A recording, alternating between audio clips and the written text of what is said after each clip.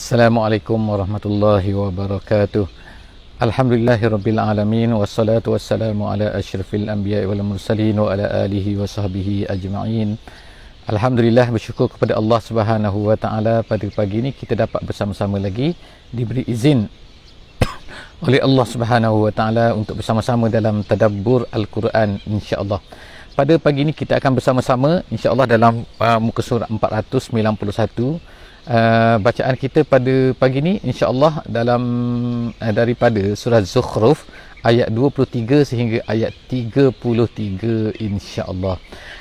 Daripada Bandar Seri Begawan, hari insya-Allah kita bersama-sama, moga-moga kita akan mendapat sesuatu yang berharga insya-Allah menjadi bekalan kita pada hari ini, insya-Allah, supaya kita dapat memulakan hari kita ini dengan baik, gembira insya-Allah, dan membawa bekalan-bekalan daripada Al-Quran insya-Allah. InsyaAllah kita akan mulakan bacaan kita insya-Allah. A'udzubillahi minasyaitonirrajim. Bismillahirrahmanirrahim. Wa kadzalika ma arsalna min qablika fi qaryatin min nadhirin illa qala mutrafuha inna wajadna aba'ana ala ummatin wa inna ala atharihim muqtadun. Sadaqallahul azim. Alhamdulillah, itu adalah ayat pertama, iaitu ayat 23 daripada surah Zukhruf. Pada hari ini insya-Allah kita akan melihat beberapa perkara yang terkandung di dalam muka surat ini. Yang pertama sekali ialah tentang hiburan daripada Allah Subhanahu wa taala kepada nabi kita Nabi Muhammad sallallahu alaihi wasallam. Artinya iaitu Nabi SAW ini menghadapi banyak kesukaran dalam dakwah baginda sallallahu alaihi wasallam. Banyak tekanan Kalau bagi kita, mesti kita ni dah depres kan. Kerana apa kan? Kerana halangan, kerana tekanan, kerana cercaan, kerana penyiksaan fizikal juga daripada orang-orang kafir terhadap Nabi sallallahu alaihi wasallam. Tetapi apa yang dilakukan oleh baginda adalah terus-menerus berdakwah. Tetapi sebagai manusia, mungkin akan ada perasaan-perasaan yang memberatkan baginda sallallahu alaihi wasallam. Sebab itulah maka Allah Subhanahu wa taala telah terus-menerus menghiburkan baginda sallallahu alaihi wasallam dengan wa kadzalika.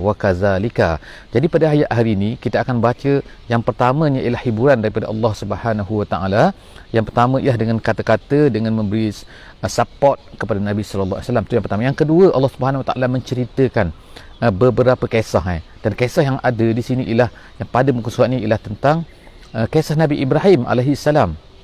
Nabi Ibrahim yang menghadapi kaumnya, iaitu menghadapi, dan kenapa Allah Subhanahu wa taala menyebutkan Nabi Ibrahim dalam banyak Al-Quran ini? Kerana Nabi Ibrahim ini dipuja. Nabi Ibrahim ini adalah merupakan orang yang mendirikan Kaabah tu. Itu diketahui, diakui oleh orang-orang Quraisy, dan bahkan mereka meletakkan patung Ibrahim di dalam Kaabah tu. Jadi nak cerita di sini ialah apa? Bahawa mereka ni sangat memuliakan Ibrahim dan memuliakan Nabi Ismail, dan mereka tahu bahawa Nabi Muhammad sallallahu alaihi wasallam tu adalah merupakan keturunan daripada Nabi Ismail dan keturunan daripada Nabi Ibrahim. Jadi kenapa mereka menolak juga iman yang dibawa oleh Nabi Muhammad sallallahu alaihi wasallam. Jadi ini satu benda yang pelik. Seterusnya Allah Subhanahu wa taala menceritakan dalam akhir-akhir muka surat ini, Allah menceritakan tentang nikmat-nikmat, tentang Allah Ta'ala berikan nikmat kepada manusia ini dalam pelbagai bentuk. Tetapi janganlah manusia ini tergoda dengan nikmat-nikmat ini, dalam erti katanya tergoda dengan dunia sehingga meninggalkan Islam, sehingga meninggalkan kebenaran. Jadi dunia ini hanya sementara, kebenaran itu yang kekal. Kebenaran itu yang akan menentukan kamu di mana nanti, di hari akhirat nanti, selepas daripada mati. Jadi itu kandungan ayat yang akan kita baca pada hari ini, pada muka surat ini 491 insya-Allah. Jadi seterusnya kita akan baca, kita akan tengok Allah Subhanahu wa taala menyebutkan wa kadzalika, memulakan muka surat ini dengan wa kadzalika, dan dengan demikian itulah ma arsalna, iaitu cerita yang sama, apa yang sama yang berlaku kepada Nabi Muhammad sallallahu alaihi wasallam sekarang. Iaitu apa? Nabi-nabi terdahulu Allah Taala sebut sini ma arsalna min qablika, tidak kami utuskan sebelum engkau wahai Muhammad ini, fi qaryatin, mana-mana tempat pun atas dunia ni, min nazirin, seorang nazir, seorang yang akan memberi peringatan illa melainkan. Maknanya benda ni adalah perkara ni adalah akan, itulah bentuk yang berlaku sentiasanya, iaitu apa? Illa qala mutrafuha, akan berkatalah mutrafu ni dalam tafsiran dia kata ialah muna'amun ni ialah orang-orang yang mendapat nikmat, orang-orang yang diberi nikmat, sama ada dalam bentuk kekayaan, sama ada dalam bentuk kekuasaan, sama ada dalam bentuk apa-apalah, iaitu orang mendapat nikmat daripada Allah SWT. Kalau kita katakan orang kaya, orang hebat, orang yang berada, orang apa dan sebagainya. Jadi mereka ini biasanya disebutkan secara khusus oleh Allah Subhanahu Wa Taala dalam Al-Quran ni. Ulama tafsir menyatakan kenapa disebutkan orang-orang yang menentang Rasul ni biasanya adalah orang-orang yang muna'amun. Kenapa orang-orang mutraf? Kenapa orang-orang yang kaya? Kenapa orang yang berkuasa? Kerana biasanya mereka lah yang menyalahgunakan kekuasaan mereka, menyalahgunakan kekayaan mereka. Tidak digunakan di jalan Allah. Dia tak kata semua orang kaya, tak kan.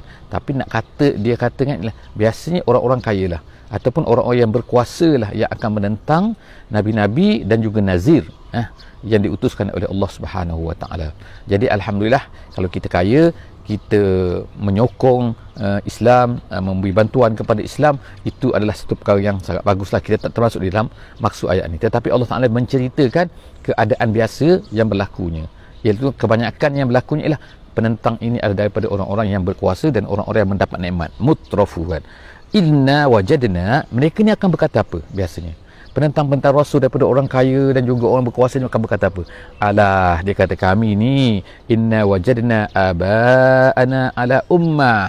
Mereka kata, kami tengok tok nenek kami, bapak-bapak kami dulu, orang-orang sebelum daripada kami ni mengikut agama ni ala ummah. Ummah ni maksudnya ala millah. Millah tu maknanya agama ataupun cara hidup. Cara hidup inilah yang dibuat oleh tok nenek kita, yang dibuat oleh orang-orang yang sebelum daripada kita. Jadi takkanlah kita nak ubah. Itu cara pemikiran dia dan cara pemikiran dakwah mereka, dakwah orang-orang yang apa ni, yang menentang Nabi ni, menentang Rasul-Rasul, menentang Islam ni. Itulah cara dia, dakwah yang diberikan kepada orang ramai.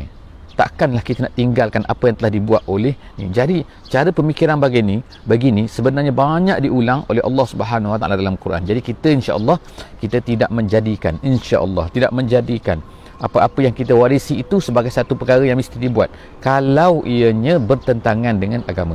Kalau tak bertentangan dengan agama, silakan, no problem, buat apa saja insya-Allah kalau tidak bertentangan. Tapi kalau bertentangan, kita akan terima Islam ni dan kita akan bersedia untuk menolak apa yang dibuat oleh tok nenek kita, adab orang kita dan sebagainya. Itu kita mesti ketepikan jika sekiranya ia bertentangan dengan Islam. Itu kesanggupan yang mesti ada. Jika tidak, kita mempunyai pengaruh apa yang dikatakan oleh orang-orang yang berlaku di zaman Nabi sallallahu alaihi wasallam ini. Wa inna ala atharihim muqtadun, dan mereka mengatakan lagi apa? Tak, kami nak ikut apa yang telah ditinggalkan oleh orang-orang sebelum daripada kita. Itulah cara pemikiran yang salah. Seterusnya, qala awalau ji'tukum, ini adalah kata-kata Nabi kata Nabi kepada kaumnya, iaitu apa? Qala awalau ji'tukum bi ahda mimma wajadtum alaihi aba'akum. Apa kata kalau apa yang aku bawa ni, Nabi-Nabi bawa ni lebih baik daripada apa yang kamu ada ni. Maknanya lebih baik syirik dengan tauhid. Mana lebih baik? Tauhid lebih baik, of course kan. Percaya kepada Tuhan yang banyak, percaya kepada Tuhan yang satu. Takkan Tuhan yang banyak ni lebih baik daripada Tuhan yang satu? Percaya kepada akhirat, tak percaya kepada akhirat, mana yang lebih baik? Jadi apa yang dibawa oleh Nabi-Nabi ni semuanya adalah lebih baik daripada apa yang ni. Tetapi mereka tetap juga berdegil. Kenapa? Nak ikut apa yang telah dipegang oleh tok nenek kita. Jadi kita tengok tu kan, bahawa bahayanya cara pemikiran yang beginilah. Jadi insya-Allah kita alhamdulillah pada hari ini kan, kita berpegang kepada agama. Apa agama kata betul, maka kita ikut itu. Tak kiralah, kita takkan muqtadun ada adab resam kita jika sekiranya ia bertentangan dengan agama. Kita mesti tinggalkan. Jadi kata Nabi ni, Nabi membawa satu benda yang lebih baik. Yang lebih baik itu yang mendekatkan kepada Allah, yang lebih betul, bi ahda, yang lebih petunjuk, mimma wajadtum alaihi aba'akum, daripada apa yang kamu dapati pada tok nenek kamu dulu. qalu inna bima ursiltum bihi qalu. Tapi apa jawapan mereka bila Rasul berkata macam tu? Apa jawapan mereka? Mereka kata apa? Mereka kata qalu inna bima ursiltum bihi kafirun. Tak nak. Apa yang kamu bawa ni kami tak nak. Kami tak nak terima. Kami kafir. Kafir maknanya kami tolak. Kami tak nak terima. Kemudian famtaqamna. Allah Subhanahu Wa Taala terus sebut apa? Fa. Maknanya fa ni maknanya litakib, maknanya litakib, litakib wat tartib. Selepas daripada begitu, kata-kata orang terdahulu ni bila mereka menentang Rasul dah sampai melampau macam tu, mereka kafir, Allah Subhanahu Wa Taala fantaqamna. Allah Taala kata intiqam. Intiqam ni nama, salah satu nama Allah ialah Muntaqim. Muntaqim ni kalau terjemahan bahasa Melayu lah membalas dendam. Tapi bukan dendam ni Melayu, orang-orang manusia dendam ni kan. Tapi Allah Subhanahu Wa Taala, iaitu Allah Taala mengenakan balasan ke atas apa yang mereka buat yang tidak patut, yang dahsyat sangat tu, yang tak betul tu. Famtaqamna, Allah balas mereka minhum, orang-orang yang kufur itu. Fanzur, dan tengoklah. Allah minta kita supaya tengok tu. Fanzur apa? Kaifa kana akibatul mukazzibin. Bagaimana nasib yang akan terkena kepada orang-orang yang mendustakan. Allah Taala meminta supaya kita semua ni kan melihat maknanya kita orang Quraisy pada masa tu, orang yang menentang Nabi SAW pada masa tu kan, tengok sikit, tengok apa yang berlaku kepada orang-orang yang terdahulu yang menentang tu. Wa iz qala Ibrahim. Kemudian barulah Nabi Allah Subhanahu Wa Taala membawa cerita tentang Nabi Ibrahim. Habis itu tengok Allah Taala menyuruh orang Quraisy ni, orang kafir ni, orang menentang Nabi ni, tengok. Kemudian Allah Taala kata sekarang, wa iz qala, ingat ketika Ibrahim berkata li abihi itu namanya Azar. Ada khilaf di situ siapakah ayahnya dan sebagainya, tapi kita tak penting di situ kan. Iaitu di sini kita cerita ialah Nabi Ibrahim ni berkata kepada abihi wa qaumihi, kepada ayahnya dan juga kepada kaumnya. Dia kata apa yang dikatakan? Innani bara'un mimma ta'budun. Aku bara', kata. Bara' ni ertinya ialah apa? Dalam erti bahasa Arabnya bara' tu ertinya ialah aku ni benci, aku tak suka, aku berlepas diri, aku tak nak jadi seperti kamu ni, aku tak bersama dengan kamu. Itu bara'. Jadi dalam Islam ni kita ada dalam Al-Quran disebut al-wali. Allah waliyul lazina amanu. Allah ni menjadi wali kepada orang-orang yang beriman.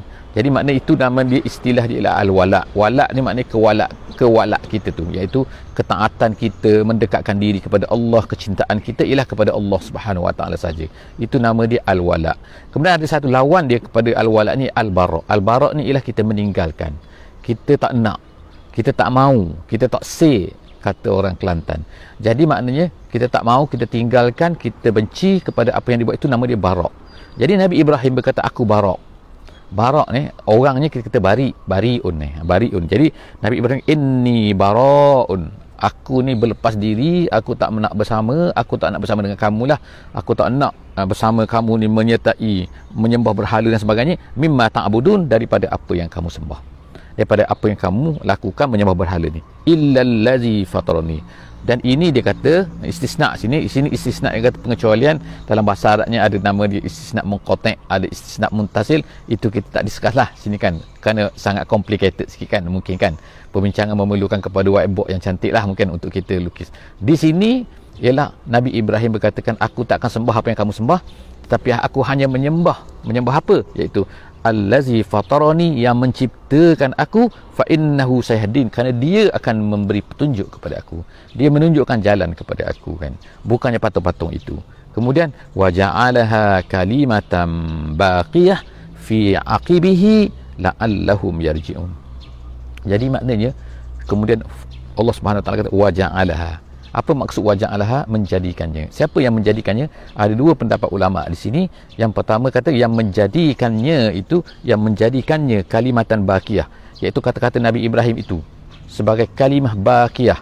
Maksud kalimah baqiyah ialah kalimah yang mana kalimatut tauhid maksudnya, satu benda yang kekal. Kalimatun baqiyah, kalimatun baqiyah fi aqibihi, selepas daripadanya. Iaitu maksudnya apa? Selepas daripada Nabi Ibrahim ini akan berkekalan sampailah kepada hari akhirat, akan ada orang yang mentauhidkan Allah Subhanahu Wa Taala. Itu kalimatan baqiyah, maknanya kami jadikan. Jadi ada dua pendapat di sini. Wa ja'alaha tu siapa yang menjadikan? Ada ahli tafsir yang pertama mengatakan waja'alah itu Allah Ta'ala menjadikan apa yang diungkapkan oleh Nabi Ibrahim itu, menjadikan kalimah tauhid itu sebagai satu perkara yang akan terus menerus akan ada orang memegangnya. Itu yang pertama. Pendapat yang kedua, ahli tafsir kata ialah waja'alah itu ilu Nabi Ibrahim. Nabi Ibrahim menjadikan kalimah ini, iaitu kata-kata ini, tauhid ini sebagai satu benda yang kekal sehinggalah sampai kepada terus anak cucu dia. La'allahum yarji'un. Allah Ta'ala kata moga-moga kamu sini la'allahum, semoga mereka ni siapa? Iaitu orang kafir Quraisy ni.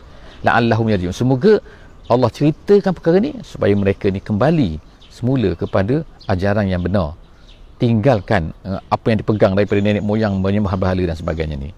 Kemudian Allah kata bal matta'tu haula'i wa aba'ahum hatta ja'ahumul haqqu wa rasulun mubin. Allah Subhanahu wa taala tidak menghancurkan orang-orang Mekah kan. Daripada Nabi Ibrahim kekal mereka ni, walaupun mereka ni kufur, walaupun mereka sembah berhala, tapi Allah Taala tidak menyeksa mereka, tidak menurunkan bala kepada mereka seperti mana yang berlaku kepada umat-umat yang lain sebelum daripada itu. Ada yang dikenakan banjir, ada yang dikenakan petir, ada yang dikenakan dengan laungan suara yang sangat dahsyat, ada hujan batu dan sebagainya. Lalu dihancurkan mereka semua. Kaum Nabi Hud, kaum Nabi Nuh, kaum Nabi Lut, kaum Nabi dan sebagainya. Tapi umat Quraisy ini itu kekal. Mereka itu tidak. Jadi sebab tu Allah Taala sebut kat sini. Dia kata bal matta'tu haula'i wa aba'ahum. Ayah-ayah kamu semua kami terus bagi nikmat. Matta'tu, kami bagi nikmat kepada kamu semua hatta ja'ahumul haqqu. Al-haqqu sini Al-Quran. Sehinggalah datang Quran. Jadi Allah SWT bagi peluang kepada manusia ni kadang-kadang kan, supaya mereka ni bertaubat, supaya mereka ni kenal Allah Subhanahu Wa Taala, supaya mereka kembali semula kan. Jadi Allah Ta'ala hidupkan kadang-kadang tu. Kita walaupun kita jahat, Allah Ta'ala tak matikan. Walaupun kita jahat, Allah Ta'ala tak accidentkan. Walaupun kita jahat, Allah Ta'ala tak membalas kita teruskan. Tapi Allah Ta'ala beri kepada kita peluang. Jadi sepatutnya kita ni bertaubat kepada Allah Subhanahu Wa Taala, tidaklah terus menerus dalam kejahatan ni. Jadi matta'tu haula wa aba'ahum, dan juga ayah mereka kami berikan nikmat, kami berikan hidup hatta ja'ahumul haqqu, sehingga datang Al-Quran wa rasulun mubin, dan juga seorang rasul yang menceritakan, yang menjelaskan, iaitu Nabi Muhammad sallallahu alaihi wasallam. Jadi sekarang Nabi Muhammad dah datang dah depan kamu, wahai orang Quraisy. Walamma ja'ahumul haqqu, tapi bila Quran ni datang kepada mereka, bila Nabi sallallahu alaihi wasallam datang kepada mereka, qalu haza sihrun, mereka kata pula ni adalah sihir. Tengok kan, Allah Taala dah cerita dah bangkitkan dah. Allah Ta'ala pelihara mereka kan, beri nikmat kepada mereka. Tapi bila datang Rasul, ini kata mereka, dia kata apa itu? Dia kata haza sihrun wa inna bihi kafirun, dan kami tak nak terima, kami kufur dengan dia. Tengoklah, itulah maknanya kejahatan orang Quraisy kan, orang-orang yang menerima dakwah ni. Kemudian waqalu laula nuzzila hadzal qur'anu ala rajulin minal qaryataini azim. Apa mereka kata lagi? Ini alasan lagi mereka ni. Mereka tak nak terima dah. Mereka tak terima Muhammad ni mereka kata tukang sihir. Mereka kata kami tak nak, kami tak percaya, kami kufur. Kemudian dia buat alasan lagi. Dia berkata ni kepada rakyatnya di Mekah ni kan. Sebagai apa ni alasan kenapa kita tak terima Muhammad ni. Apa mereka kata? Mereka kata, kenapa tidak diturunkan Quran ini yang awak dakwa tu, wahai Muhammad, Quran tu, kenapa tak diturunkan benda ni kepada rajulin, seorang lelaki, minal qaryataini, daripada dua kampung tu dua bandar maksud dia, azim, yang besar. Apa dia dua kampung yang besar ni? Dua kampung yang besar bagi orang Arab pada masa tu adalah iaitu Mekah dan juga Taif. Jadi di Mekah dan juga di Taif ni kan ada dua orang. Di Mekah, seorang yang paling hebat lah pada masa tu ialah nama dia Al-Walid ibn al-Mughirah, salah seorang daripada menentang Nabi SAW. Walaupun kita baca biasanya kita dengar ialah Abu Jahal, sebab mudah disebutkan Abu Jahal. Tapi ada hero lagi yang besar lagi, ialah nama dia Al-Walid ibn al-Mughirah. Dia adalah kepala di Mekah tu. Dan kemudian seorang lagi yang berada di Taif. Nama dia apa? Nama dia Urwah bin Mas'ud. Urwah bin Mas'ud Al-Thaqafi. Al-Thaqafi itu sebab dia ni daripada bangsa Sakif Bani Sakif. Bani Sakif ni ialah bani yang menduduki yang apa ni, yang dikatakan yang terbesar di Taif pada masa tu. Jadi kita ada dua sekarang ni, iaitu Urwah bin Mas'ud As-Saqafi dan juga seorang lagi Al-Walid bin Mughirah. Jadi orang Quraisy ni kata kedua-dua orang ni hebat Hebat dari segi apa? Hebat dari segi kedudukan, hebat dari segi harta. Mereka ni orang kaya, mereka ni orang besar. Jadi orang-orang kafir Quraisy ni kata apa? Kalaulah kenapa turun Quran pada ni Muhammad ni? Apa sangat Muhammad ni? Muhammad anak yatim, Muhammad miskin, Muhammad tak ada apa-apa Muhammad ni. Sepatutnya kalau turun Quran, turunlah kepada orang-orang seperti Al-Walid bin Mughirah ataupun Urwah bin Mas'ud tadi tu. Nampak tak cara pemikiran manusia ni ialah apa? Iaitu dinilai manusia tu, hebatnya manusia ialah pada orang-orang kaya, pada orang-orang yang diberi nikmat, pada orang-orang yang banyak rezeki, banyak kekuasaan dan sebagainya. Itu penilaian manusia. Jadi Allah Subhanahu Wa Taala nak pecahkan, nak ubah cara pemikiran manusia. Sebenarnya ialah bukannya kerana kekayaan, bukannya kerana kesonaran, itu yang patutnya dipandang.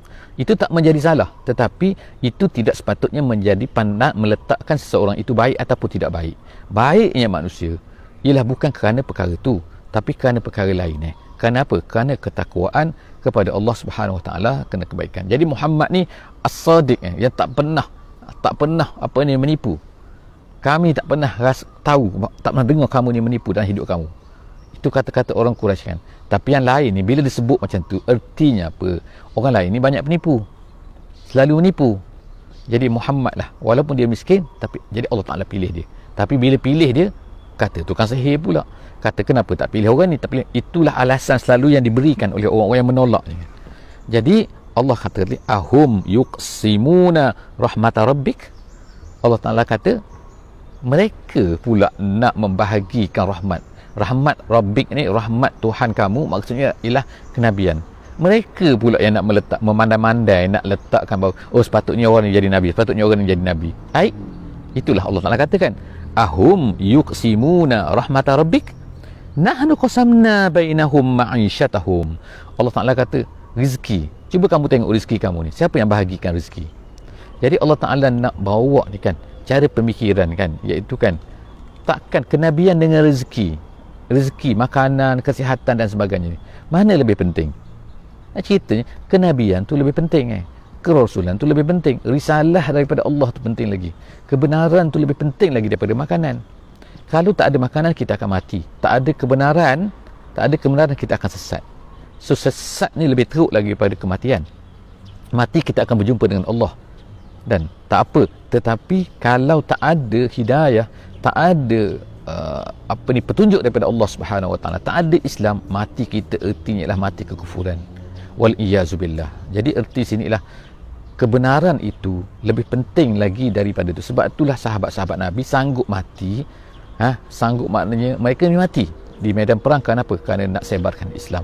Jadi itu menunjukkan bahawa kan sampainya Islam kepada manusia ni lebih penting lagi daripada nyawa manusia. Biarlah kita mati asalkan kita dapat menyampaikan Islam. Jangan kita ni hidup tapi tak buat apa-apa untuk Islam. Jadi itu adalah satu benda yang dahsyatlah, yang tidak sepatutnya berlaku kepada kita semua. Jadi Allah Subhanahu Wa Taala dalam ayat ni beritahukan, kamu pula layak nak bahagikan rahmat Allah, iaitu kenabian ni. Sedangkan kami yang membahagikan rezeki pun kami bahagikan. Allah Ta'ala kata apa lagi? Fil hayatid dunia, dalam hidup kamu di dunia, wa rafa'na ba'dahum fawqa ba'din, dan kami yang angkat sebahagian daripada kamu ke atas bahagian yang lain. Maksudnya apa? Sebahagian daripada kamu ni kami kayakan, sebahagian daripada kamu ni kami tak kayakan dia, miskinkan dia, kita kata.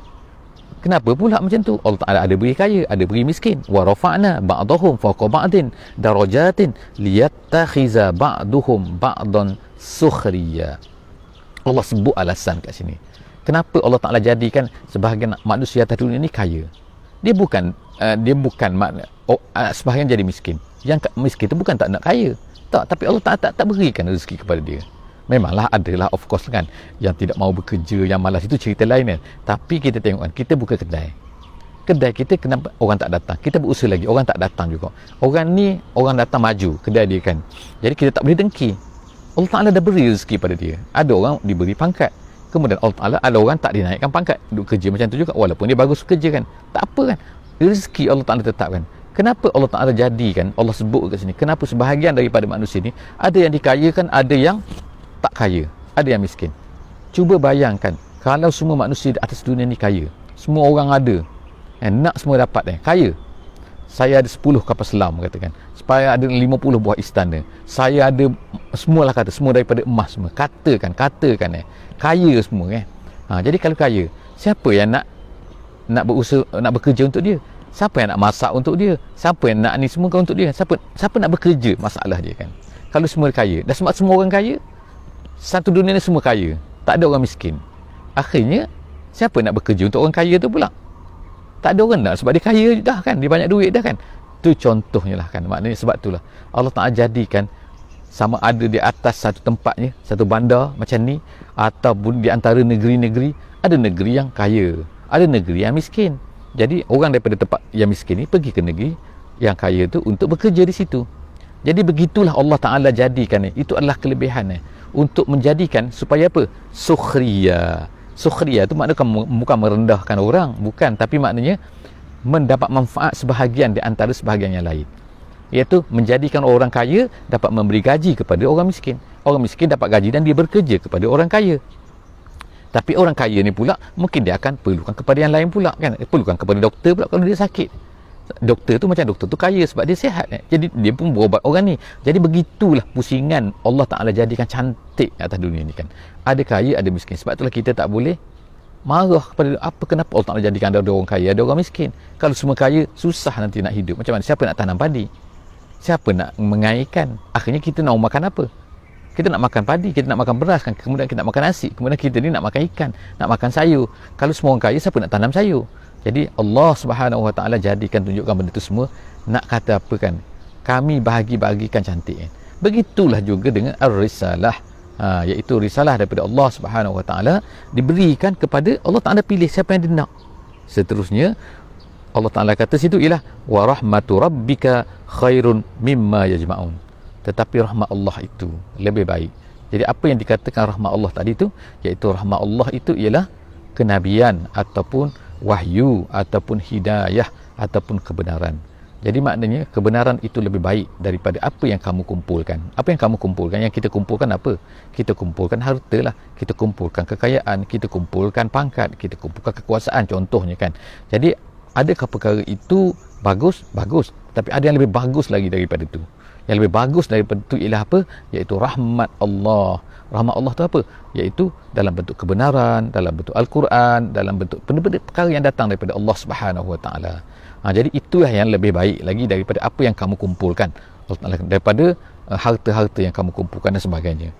Kemudian walaula an yakunan nas ummatan wahidah la ja'alna liman yakfuru birrahmani libuyutihim suqufan min fiddah wa ma'arija 'alaiha yazharun. Dan kalaulah tidak kerana manusia ini, kalaulah tidak bahawa manusia itu ummatan wahidah, kerana kufur, kalau tidak kerana manusia kufur, nescaya kami akan jadikan bagi orang yang kufur itu dengan Rahman itu rumah-rumah mereka ini daripada perak.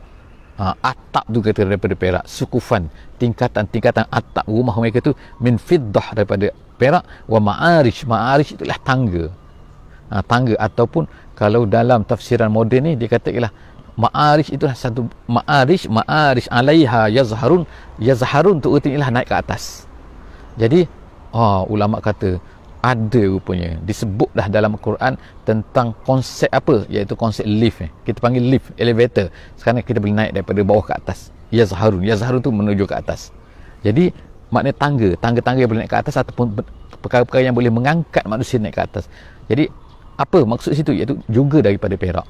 Manusia tak ada buat lah sekarang ni kan, tak adalah orang buat atap rumah-rumah dia daripada perak kan, kecuali jarang-jarang sangat lah kan. Tapi yang tu maknanya daripada harta-harta yang sangat mahal tak ada semua orang buat benda tu kan. Allah Subhanahu Wa Ta'ala tak jadikan benda tu macam tu. Sambungan kepada perkara ini akan kita tengok kan dalam ayat, dalam muka surat 492 esok insya-Allah. Jadi insya-Allah kita bersama-sama lagi esok untuk melihat sambungan kepada ayat ni ataupun kan penjelasan yang lebih detail sebagaimana Allah Ta'ala akan ceritakan di dalam ayat 34 dan seterusnya pada perjumpaan kita pagi esok insya-Allah. Setakat itu saja aku qauli hadza wa astaghfirullahal azim li wa lakum wa billahi taufiq wal hidayah. Wassalamu alaikum warahmatullahi wabarakatuh. Bismillahirrahmanirrahim. Wal 'asri innal insana lafi khusr illa allazina amanu wa 'amilus solihat wa tawasaw bil haqqi wa tawasaw bis sabr.